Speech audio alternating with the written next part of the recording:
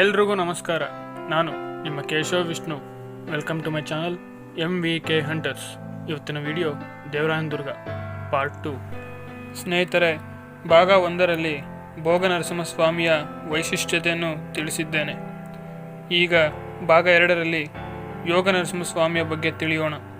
ಅದಕ್ಕೂ ಮೊದಲು ಭೋಗನರಸಿಂಹಸ್ವಾಮಿಯ ಜಾತ್ರಾ ಮಹೋತ್ಸವವು ಮಾರ್ಚ್ 17ರಂದು ವಿಜೃಂಭಣೆಯಿಂದ ನಡೆಯಿತು. ಅದನ್ನು ನೋಡಲು ಭಕ್ತಾದಿಗಳು ಹಲವಾರು ಕಡೆಯಿಂದ ಬಂದು ದೇವರ ದರ್ಶನ ಪಡೆದು ದೇವರ ಕೃಪೆಗೆ ಪಾತ್ರರಾಗಿದ್ದಾರೆ. ನೀವು ಕೂಡ ಉತ್ಸವದಲ್ಲಿ ಪಾಲ್ಗೊಂಡಿದ್ದರೆ ಕಮೆಂಟ್ ಮಾಡಿ ತಿಳಿಸಿ.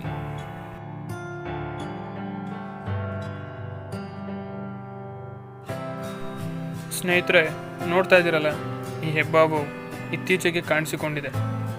ಈ ಬೆಟ್ಟದಲ್ಲಿ ಹುಲಿ, ಚಿರತೆ, ಕಾಡಂದಿ, ಮುಳ್ಳಂದಿ, ಜಿಂಕೆಯ ಜೊತೆ ಈ ಹೆಬ್ಬಾವು ಸೇರಿಕೊಂಡಿದೆ. ಆದ್ದರಿಂದ ಸಂಜೆ 6ರ ನಂತರ ಯಾರೂ ಬೆಟ್ಟಕ್ಕೆ ಹೋಗಬೇಡಿ, ಏಕೆಂದರೆ ಪ್ರಾಣಿಯ ಸಂರಕ್ಷಣೆ ನಮ್ಮೆಲ್ಲರ ಹೊಣೆ. ಸ್ನೇಹಿತರೆ, ಇಲ್ಲೇ ಬೈಕ್ ಪಾರ್ಕ್ ಮಾಡಿ ಮೆಟ್ಟಲಿನ ಮುಖಾಂತರ ಮುಂದೆ ನಡಿಬೇಕು. ಸ್ನೇಹಿತರೆ, ನೋಡ್ತಿದ್ರಲ್ಲ, ಪೂಜಾ ಸಮಯ ಬೆಳಗ್ಗೆ 10ರಿಂದ ಸಂಜೆ 5 ಗಂಟೆವರೆಗೂ ಮಾತ್ರ. ಪೂಜೆ ಮಾಡಿಸ್ಬೇಕು ಅನ್ನೋದಾದರೆ ಈ ಟೈಮಲ್ಲಿ ಹೋಗಿ, ಯಾಕೆಂದರೆ ಪ್ರತಿದಿನ ದೇವಸ್ಥಾನ ತೆಗೆದೇ ಇರುತ್ತದೆ. ಈ ಸಮಯದಲ್ಲಿ ಹೋದರೆ ದೇವರ ದರ್ಶನ ಪಡಿಬೋದು ಅಂತ. ಸ್ನೇಹಿತರೆ, ಇಲ್ಲಿಯೇ ತಿಂಡಿ ತಿನಿಸುಗಳು ಸಿಗುತ್ತವೆ, ಹಾಗೂ ಬಗೆ ಬಗೆಯ ವಸ್ತುಗಳು, ದೇವರ ಪುಸ್ತಕಗಳು ಸಿಗುತ್ತವೆ. ಆದಷ್ಟು ಖರೀದಿ ಮಾಡಿ. ಯಾಕಪ್ಪ ಅಂದರೆ ದೇವರಾಯನದುರ್ಗಕ್ಕೆ ಭೇಟಿ ಮಾಡಿರುವ ಒಂದು ಸವಿ ನೆನಪಿಗಾಗಿ ಇಲ್ಲಿ ಏನಾದರೂ ಒಂದು ವಸ್ತುವನ್ನು ಖರೀದಿ ಮಾಡಿ. ಎಲ್ಲವೂ ಕಮ್ಮಿ ಬೆಲೆಯಲ್ಲೇ ಸಿಗುತ್ತವೆ. ನಾನು ಕೂಡ ಇಲ್ಲೊಂದು ವಸ್ತುವನ್ನು ಖರೀದಿ ಮಾಡಿದ್ದೇನೆ. ನೋಡೋಣ, ಗೆಸ್ ಮಾಡಿ. ಇಲ್ಲಾಂದರೆ ವಿಡಿಯೋ ಎಂಡ್ವರೆಗೂ ವೆಯ್ಟ್ ಮಾಡಿ. ಸ್ನೇಹಿತರೆ, ಇಲ್ಲಿ ಎಲ್ಲಂದರಲ್ಲೇ ಕಸದ ಬುಟ್ಟಿಯನ್ನು ಇಟ್ಟಿದ್ದಾರೆ, ಏಕೆಂದರೆ ಸ್ವಚ್ಛತೆಯನ್ನು ಕಾಪಾಡುವುದು ನಮ್ಮೆಲ್ಲರ ಹೊಣೆ. ಅಂದ ಹಾಗೆ ಇಲ್ಲೊಂದು ವಿಚಿತ್ರ ಸಂಘಟನೆ ನಡೆಯಿತು. ನಾವು ಮನೆಯಿಂದ ತಂದ ತಿಂಡಿ ತಿನಿಸನ್ನು ಒಂದು ಕೋತಿಯು ಕಿತ್ತುಕೊಂಡು ಹೋಯಿತು. ನಾವೆಷ್ಟು ಕೇಳಿಕೊಂಡ್ರೂ ಕೊಡಲೇ ಇಲ್ಲ. ನೋಡಿ, ಎಷ್ಟು ಚೆನ್ನಾಗಿ ಕುಡಿತಾ ಇದ್ದಾನೆ ಪಾಪ. ಇವನಿಗೊಂದು ಸ್ವಲ್ಪ ಕೊಡ್ಗುರು. ಓಹ್, ಬಾಸ್ ಇಲ್ಲೇ ಇದ್ದಾರೆ.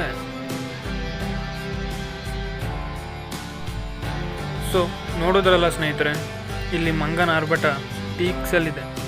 ಯಾರೇ ಬಂದರೂ ತಗ್ಗೆದಲೆ ಅಂತ ಮೇಲ್ ಬರ್ತಿರ್ತವೆ. ಸೊ ಸ್ವಲ್ಪ ಜೋಪಾನವಾಗಿರಿ. ನೋಡ್ತಿದ್ರಲ್ಲ ಸ್ನೇಹಿತರೆ, ಕೋತಿಗಳು ಎಲ್ಲಂದ್ರಲ್ಲೇ ಕಾಯ್ಕೊಂಡಿರ್ತವೆ. ಸೊ ಸ್ವಲ್ಪ ಎಚ್ಚರಿಕೆಯಿಂದಿರಿ. ಇಷ್ಟೆಲ್ಲ ಹೇಳಿದ್ರು ನನ್ನ ಸ್ನೇಹಿತ, ನಾನು ಆಂಜನೇಯನ ಭಕ್ತ, ನನ್ನ ಯಾವ ಕೋತಿ ಏನೂ ಮಾಡೋಲ್ಲ ಅಂತ ಕೈಲಿ ವಾಟರ್ ಬಾಟಲ್ ಇಟ್ಕೊಂಡು ಮುಂದೆ ಹೋದ. ಆದರೆ ಒಂದು ಕೋತಿ ಮುಂದೆ ಬಂದು ಆ ವಾಟರ್ ಬಾಟಲ್ ಕಿತ್ಕೊಂಡು ಹೋಯ್ತು. ಆವಾಗ ಅವನಿಗೆ ಗೊತ್ತಾಗಿದೆ, ಆಂಜನೇಯನ ಭಕ್ತ ಆದರೂ, ಮಾಮೂಲಿ ಮನುಷ್ಯ ಆದರೂ ಕೋತಿಗಳು ತಗ್ಗೆದೆಲೆ ಅಂತ. ಈ ಸಂಘಟನೆಯಿಂದ ಅವನಿಗೂ ಒಂದು ಅನುಭವ ಆಯಿತು, ಕೋತಿಗಳನ್ನ ಡೀಲ್ ಮಾಡೋದು ತುಂಬ ಕಷ್ಟ ಅಂತ. ಸ್ನೇಹಿತರೆ, ಮಾತಲ್ಲೇ ಮೇಲೆ ಬಂದುಬಿಟ್ವಿ. ಚಪ್ಪಲಿ ಎಲ್ಲಂದ್ರಲ್ಲೇ ಬಿಡದೆ ಈ ಚಪ್ಪಲಿ ಸ್ಟ್ಯಾಂಡಿನಲ್ಲೇ ಚಪ್ಪಲಿಯನ್ನು ಬಿಟ್ಟು ಮುಂದೆ ಹೋಗಬೇಕು. ಇಲ್ಲಿ ಕುಡಿಯೋ ನೀರಿನ ವ್ಯವಸ್ಥೆ ಹಾಗೂ ಬಗೆ ಬಗೆಯ ವಸ್ತು ಪ್ರದರ್ಶನಗಳು ಇದ್ದಾವೆ. ಅವುಗಳನ್ನು ನೋಡುವ ಮುನ್ನ ದೇವರ ದರ್ಶನ ಪಡೆಯಬೇಕೆಂದು ಮುಂದೆ ಹೋದೆವು.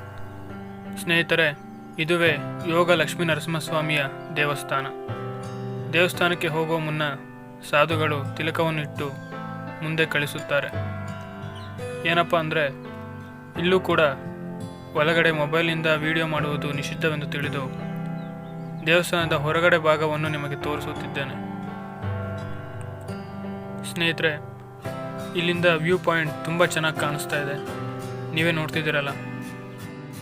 ಸ್ನೇಹಿತರೆ, ಭಕ್ತಾದಿಗಳು ದೇವರಿಗೆ ಮಂಡಿ ಕೊಡುವ ಜಾಗವಿದು. ಇಲ್ಲಿಯೇ ಅವರ ಮಂಡಿಯನ್ನು ಕೊಟ್ಟು ಕಲ್ಯಾಣಿಯಲ್ಲಿ ಮುಳುಗಿ ದೇವರ ದರ್ಶನ ಪಡೆಯುತ್ತಾರೆ. ಅಂದ ಹಾಗೆ ಇಲ್ಲಿಯೂ ಕೂಡ ವೀರಾಂಜನೇಯ ಸ್ವಾಮಿಯ ದೇವಸ್ಥಾನವಿದೆ, ಹಾಗೂ ಸಾರ್ವಜನಿಕರು ಕುಳಿತುಕೊಳ್ಳಲು ಬೆಂಚ್ಗಳನ್ನು ಸಿದ್ಧಪಡಿಸಿದ್ದಾರೆ. ನನ್ನ ಪ್ರಕಾರ ಸ್ನೇಹಿತರೆ, ಕುಟುಂಬದ ಜೊತೆ ಒಂದು ದಿನ ಪ್ರವಾಸಕ್ಕೆ ದೇವರಾಯನದುರ್ಗವು ಒಂದು ಯೋಗ್ಯವಾದ ಸ್ಥಳ ಅಂತಲೇ ಹೇಳ್ಬೋದು. ದೇವರ ದರ್ಶನ ಪಡೆದ ನಂತರ ಗಂಟೆಯು 12 ಆಗಿತ್ತು. ಹೊಟ್ಟೆಯು ಹಸಿದಿತ್ತು. ಜೊತೆಗೆ ತಂದ ತಿಂಡಿ ತಿನಿಸು ಕೋತಿಯು ಕೊಂಡೊಯ್ತು. ಆದರೂ ಕೆಳಗೆದ್ದ ಕ್ಯಾಂಟೀನಲ್ಲಿ ಬಜ್ಜಿಯನ್ನು ಸವಿದೆವು. ಟೇಸ್ಟ್ ಮಾತ್ರ ಸಿಕ್ಕಾಪಟ್ಟೆ ಚೆನ್ನಾಗಿತ್ತು. ಮೊದಲು ಹೇಳಿದ ಹಾಗೆ ಇಲ್ಲಿ ನಾನು ಒಂದು ಟೋಪಿಯನ್ನು ಖರೀದಿ ಮಾಡಿದ್ದೇನೆ. ಅದನ್ನು ನೋಡಿ ನನ್ನ ಸ್ನೇಹಿತ ಬೇಟೆಗಾರನಂತೆ ಕಾಣಿಸುತ್ತಿದ್ದೀಯಾ ಎಂದು ಕಮೆಂಟ್ ಮಾಡಿದ. ಅದಕ್ಕೆ ನಾನು MVK ಹಂಟರ್ಸ್ ಎಂಬ ಟೈಟಲ್ಗೆ ಈಗ ಜಸ್ಟಿಫೈ ಮಾಡಿದ್ದೀನಿ ಅಂತ ಚಮತ್ಕರಿಸಿದೆ. ಸೊ ನೋಡಿದ್ರಲ್ಲ ಸ್ನೇಹಿತರೆ, ಇದು ಇವತ್ತಿನ ವಿಡಿಯೋ. ಈ ವಿಡಿಯೋ ಇಷ್ಟ ಆದರೆ ಲೈಕ್ ಮಾಡಿ, ತುಂಬ ಇಷ್ಟ ಆದರೆ ಶೇರ್ ಮಾಡಿ. ನೀವಿನ್ನೂ ನಮ್ಮ ಚಾನಲ್ಗೆ ಹೊಸಬರಾದರೆ ಮೊದಲು ಸಬ್ಸ್ಕ್ರೈಬ್ ಆಗಿ ಆ್ಯಂಡ್ ಬೆಲ್ ಐಕಾನ್ ಪ್ರೆಸ್ ಮಾಡಿ. ನಾನು ನಿಮ್ಮ Keshav Vishnu, shining of. Thanks for watching with MVK hunters.